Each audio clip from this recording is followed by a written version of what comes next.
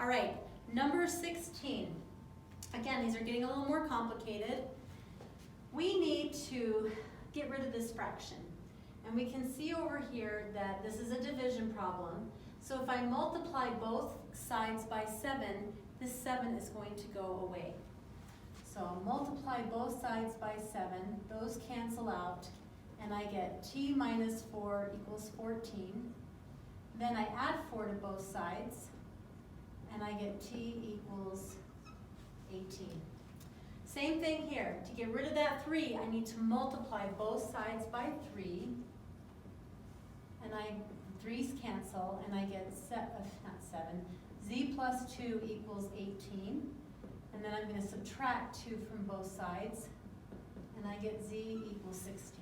And of course, I can always throw these back into the problem to make sure I did them right. So for example, 16 plus 2 is 18. 18 divided by 3 is 6. So, okay, so number 18. I can simplify this side because I have like terms. So I'm going to have 24 equals 11u minus 5u is 6u. And then divide by 6, so u is 4. That sounds funny, u is 4. No, u is actually probably 14 or 15, but that's kind of what it sounds like. Okay, here too we can combine like terms. So we have 13w equals 26.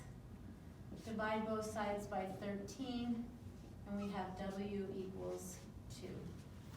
Here, 7q plus 5q is 12q minus 17 equals negative 5. Okay, now I'm going to add 17 to both sides.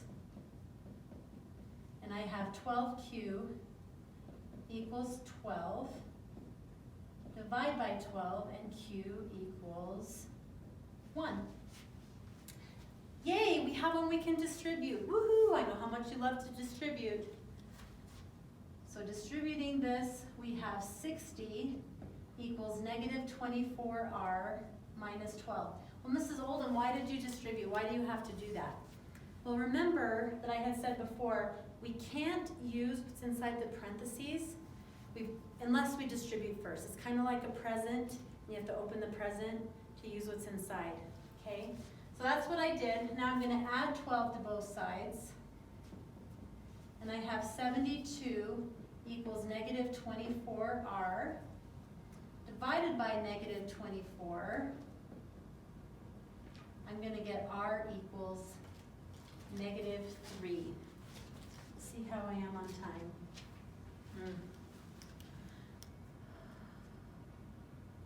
Okay, let's do 22 through 24.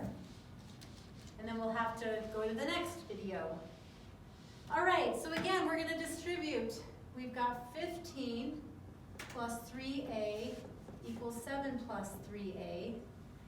Let's subtract 3a from both sides, and I get 15 equals 7. What? Did I do something wrong? Well, of course not. I'm the teacher. Okay, sometimes I make mistakes. But I didn't make a mistake here.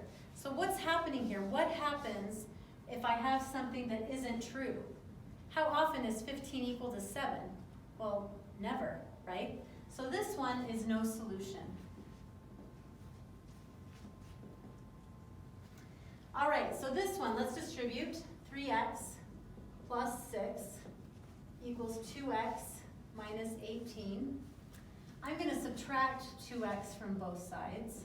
You could subtract 3x from both sides also, but then you'd have a negative x. And I like to keep my variables positive. So this becomes x plus 6 equals negative 18. Let's subtract 6 from both sides. And I get x equals negative 24. I wish you were here to tell me if I was going too fast, but you're not. So I'm just going to keep going. Okay, so over here, let's get the constants on one side and the variables on the other side. I'm going to add 2w to both sides, and that's going to get the w's together over here. So I have 7 equals 7w minus 4. That's not. 9 plus 2 isn't 7. 9 plus 2 is 11. Okay, now I'm going to add 4 to both sides, and I get 11 equals 11W. Divide both sides by 11, and W equals 1. All right, we'll do some more on the next video.